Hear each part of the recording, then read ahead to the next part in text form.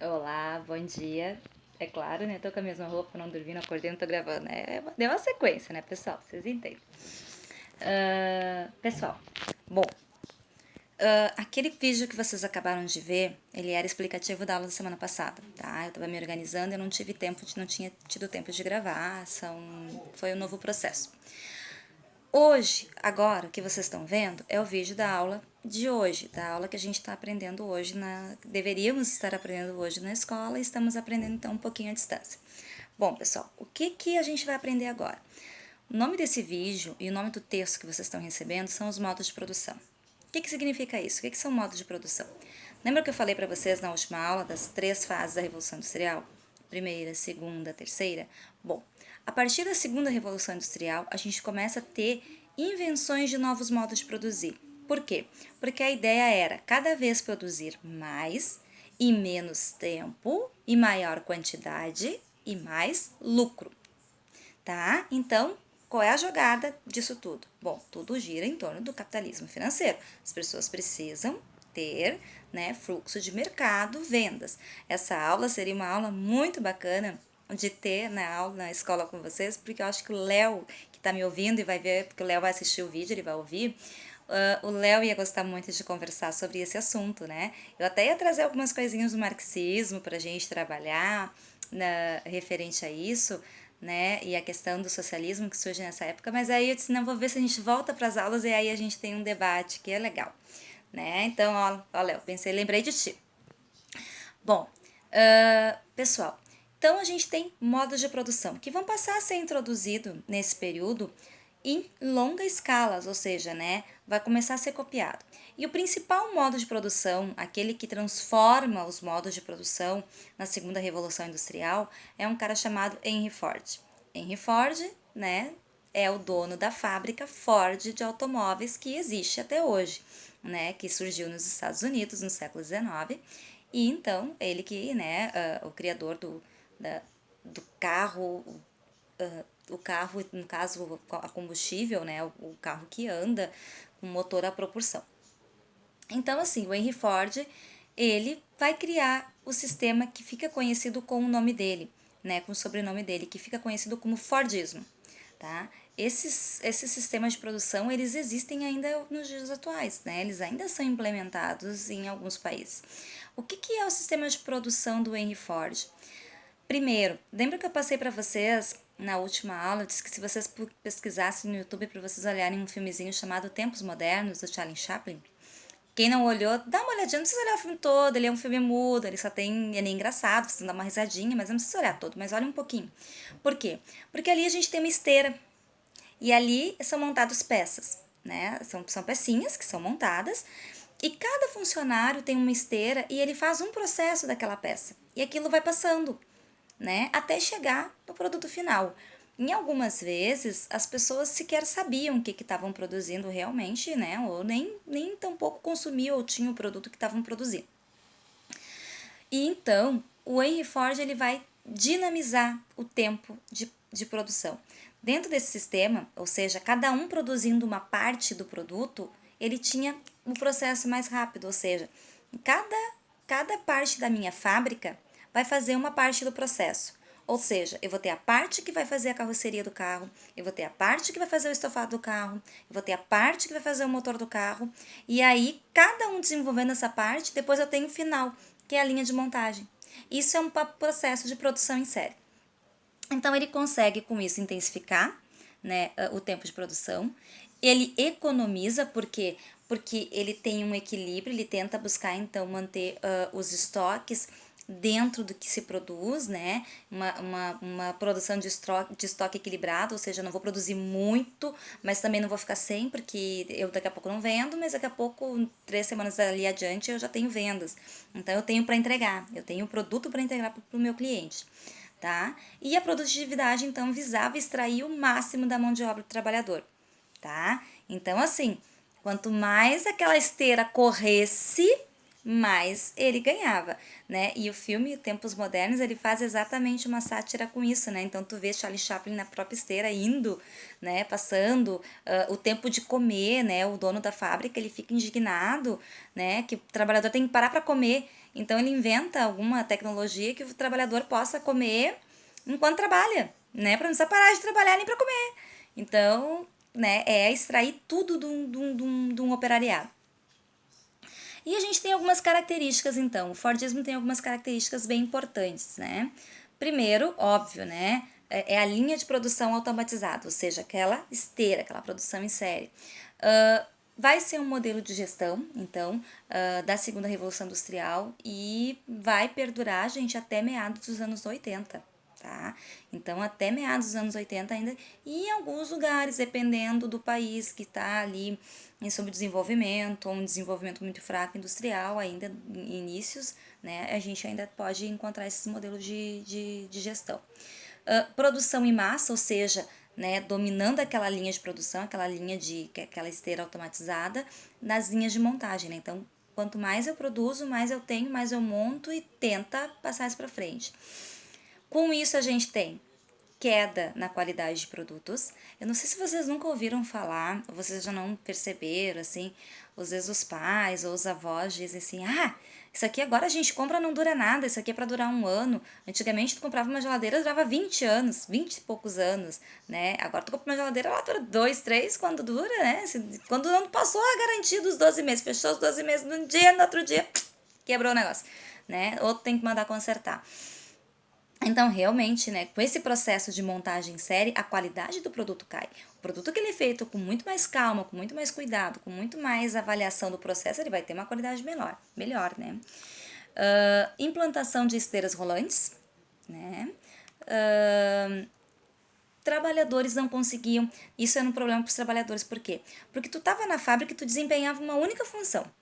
E como a tua função ela era determinante para aquele processo de linha de montagem, para aquela esteira, não podia atrasar nada, aí isso também impedia o trabalhador de se qualificar em outras áreas. Isso significava o quê? Que o trabalhador dificilmente ele era promovido, dificilmente ele ganhava promoção, dificilmente ele tinha uma evolução dentro do seu ambiente de trabalho. Tá? Ao mesmo tempo, isso aqui vai se espalhar então por o mundo todo, provoca um crescimento na economia, tá? Isso é importante e permite um. Porque, claro, né, gente, a gente tem que pensar assim, a gente não pode pensar só na Ford fazendo esse processo, tem que ver que esse processo ele vai ser imitado por todas as empresas, por todo o processo de montagem de qualquer coisa, seja uma televisão, seja um rádio, seja uma máquina de lavar, enfim, tudo que era produzido, seja a panela, né, as panelas de aço que se produz, né, os eletrodomésticos, os bens que se usa dentro de casa, enfim, para tudo. E aí a gente tem, dentro disso, então, uma questão cria uma situação de bem-estar social. Então as pessoas começam, né, a também receber um lucro dentro daquele mercado de trabalho, não tem uma evolução, mas, né, nesses países onde inicia a segunda revolução industrial, países então que são hoje de primeiro mundo, isso liga com o nosso conteúdo de geografia, né? Países desenvolvidos, eles vão dar essa sensação de bem-estar para as pessoas, né, que trabalham nesses lugares, e também uma questão um pouquinho notável na questão do capital. As pessoas acabam também adquirindo um pouquinho mais de capital consumidor, né, passam a ser também consumidores. Por quê? Porque se visa também um salário onde as pessoas também consumam para te ter a roda girando, né? Então, isso é importante. O declínio do Fordismo, gente, ele vai se dar a partir da década de 70. Ele então começa a ter outras visões porque ele acaba tendo um concorrente que é a Toyota, que é o toyotismo, vocês vão ver um pouquinho mais pra frente, tá? Então, a partir da década de 70, com a queda na produção de petróleo, a gente tem um período complicado, né, com a produção de petróleo, com países em guerra ali do Oriente Médio, e aí cai, porque os carros do Ford dependem, né, do motor a combustão, dependem do petróleo, e aí algumas inovações do toyotismo eles vão perder lugar, tá? Mas isso um pouquinho mais pra frente. E a gente também tem outro modelo, né, outro modo de produção aí, que aparece nos modos de produção, que é o Taylorismo, né, que é criado por Friedrich Taylor, né, e é conhecido então como Taylorismo. O que o Taylorismo prega, né, o que ele faz? O Taylor, ele era operário, ele trabalhava em fábrica. Só que o Taylor conseguiu continuar estudando e ele se formou em engenharia. E quando ele se forma, ele vai tentar então ampliar o mercado de trabalho dele e ele põe em prática, ele é um dos pioneiros numa área que vai ficar conhecida como a administração científica. Então, o Taylor, ele vai trazer, né, algumas características como ele vai enfatizar a eficiência operacional para ter um melhor rendimento dos funcionários, né, das tarefas. Ele vai buscar também então a racionalização do trabalho, concebido com os moldes científicos, né, de maneira que o trabalhador deva ser estudado para aquele desenvolvimento ser, que o trabalho, desculpa, não o trabalhador, que o trabalho daquele desenvolvimento seja estudado de uma forma científica para ter um melhor desenvolvimento daquele trabalho. Ele vai também primar pela seleção e pelo treinamento dos trabalhadores. Por quê? Porque ele vai dizer que o trabalhador que está melhor selecionado, o trabalhador que tem melhor treinamento, ele vai render mais, ele vai produzir mais, tá?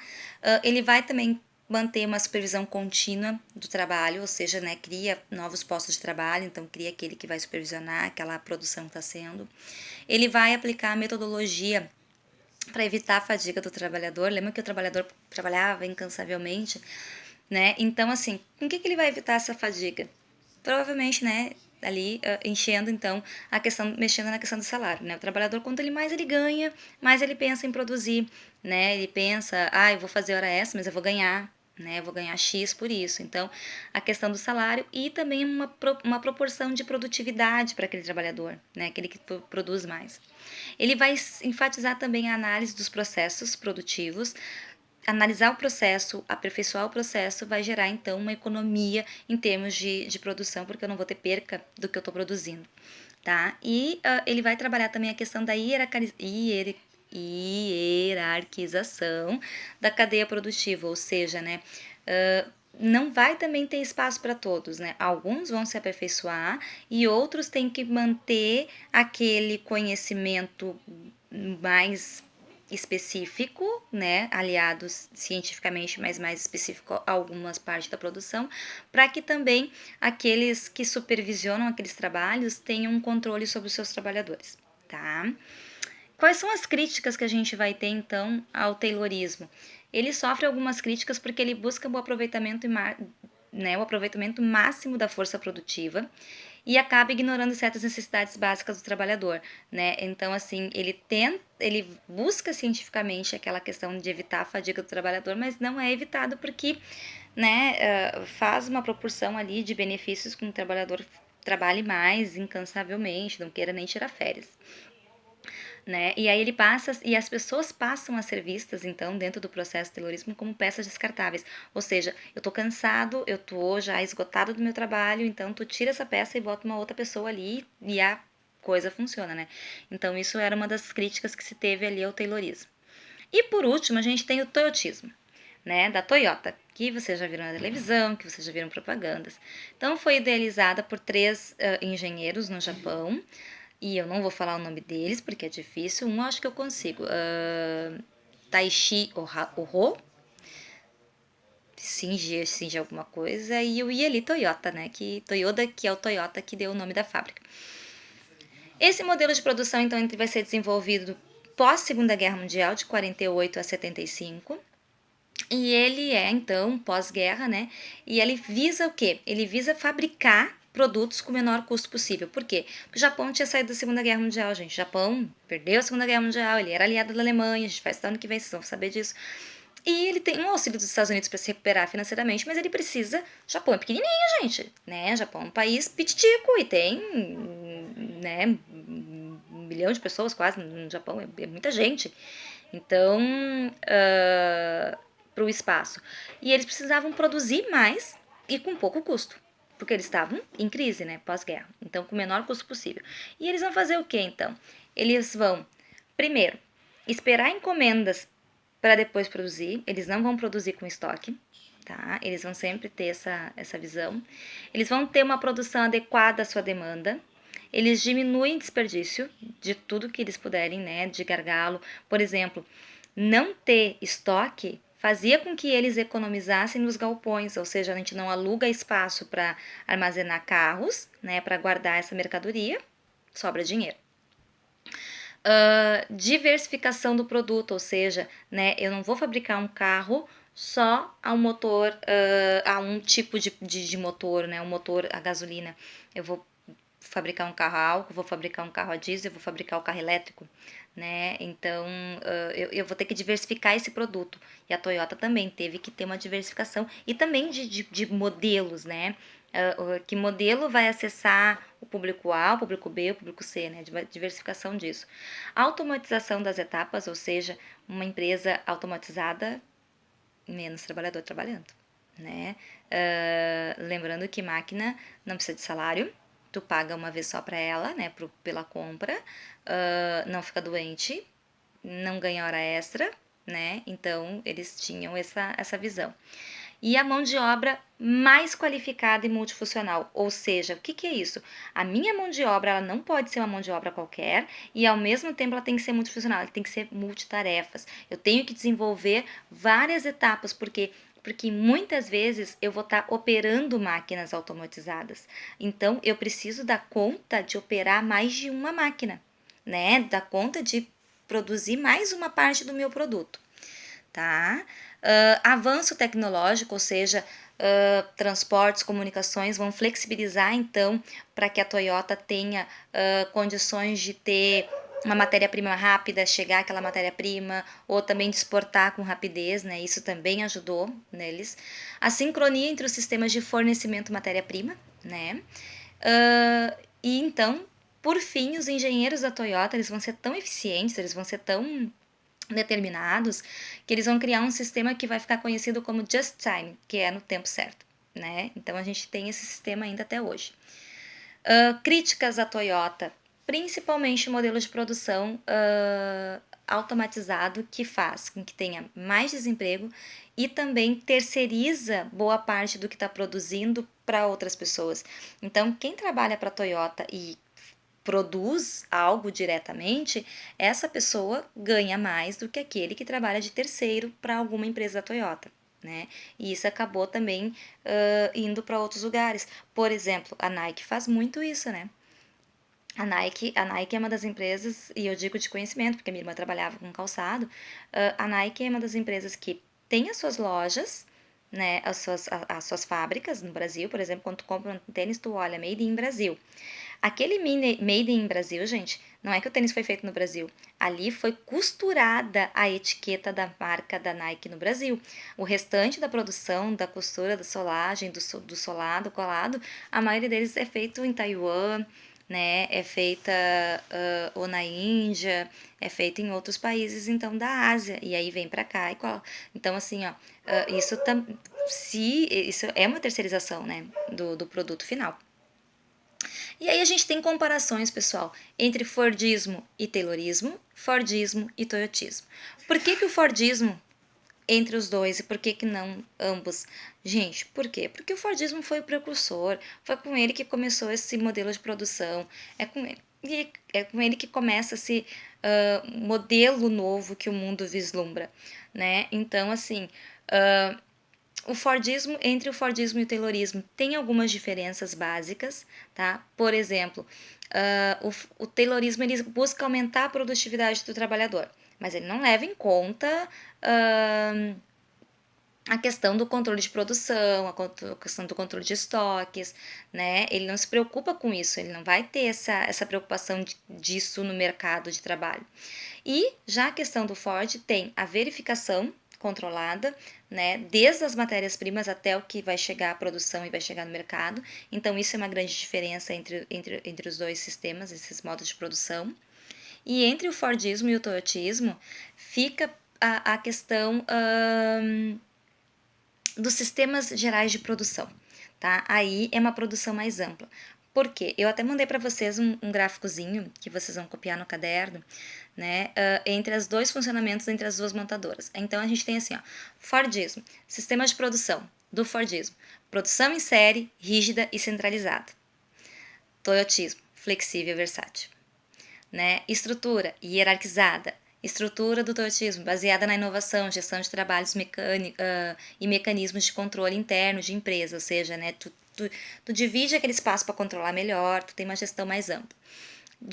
Divisão do trabalho, as tarefas são especializadas, né? Na Toyota tu tem multifuncionários, tu controla múltiplas máquinas, né? Tu tem um controle de mais coisas do que tu tá produzindo. Produtos em grande quantidade, né? A Toyota vai trabalhar com produtos com baixo estoque ou nada de estoque, sempre conforme a minha exigência de consumo.